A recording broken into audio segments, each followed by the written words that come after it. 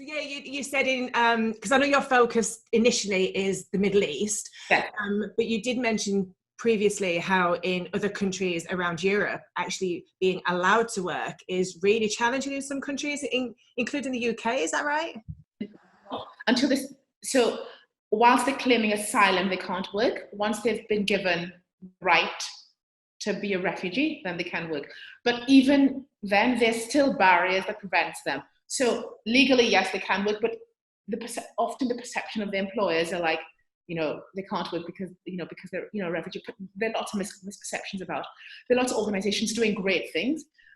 But of course, when you don't really understand the education background of the person, I mean, at the end of the day, it's wrong. People employ people that look like them and that sound like them. Even if they don't look like them, that sound like them, that they understand the education background.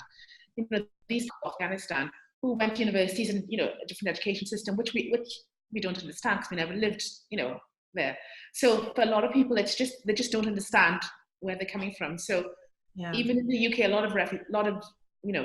of refugees are underemployed because it's very difficult for them to break into the labour market there.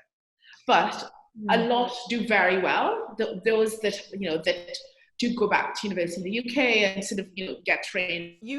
Sorry, my brain's jumping all over the place because there's so much going on. It's so interesting. And so I was just thinking that thankfully at last, there's a lot of work being done around diversity and inclusion in the workforce, and this is stretching it further, isn't it, to realize that it's not just diversity. It's not like the big obvious ones of race, sex, all that sort of stuff.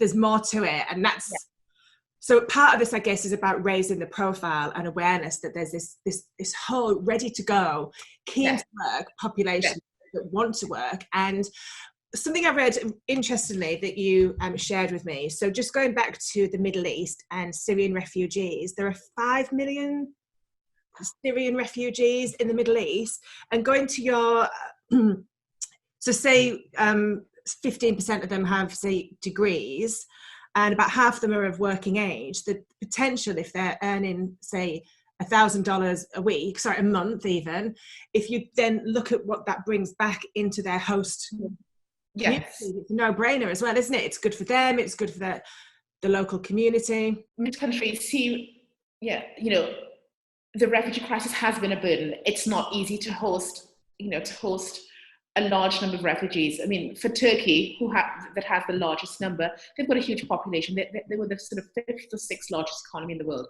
So the population are refugees of some sort or the other. So it's difficult.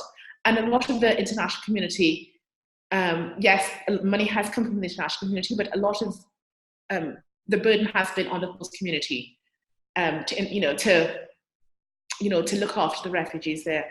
But if there were money coming in, yes, international aid, great. But if there were money coming in where people are working, the global private sector are paying people to work, because that's what the private sector does. People work for them. We talk about direct foreign investment. This is an absolute no-brainer. The global private sector paying people to work. There's money coming into the country, into the host communities. Children can go to school. A lot of the barriers that prevent children from going to school are because the parents can't afford to send them to being sort of preyed upon by the police because Syrians aren't really allowed to work than adults. So a lot of families send their children out to work instead of going to school.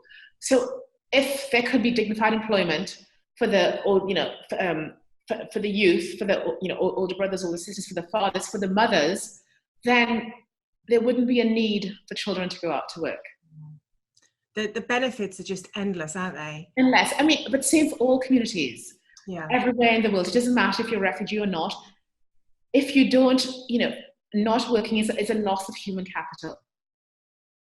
So, and people need to be given the opportunity to work.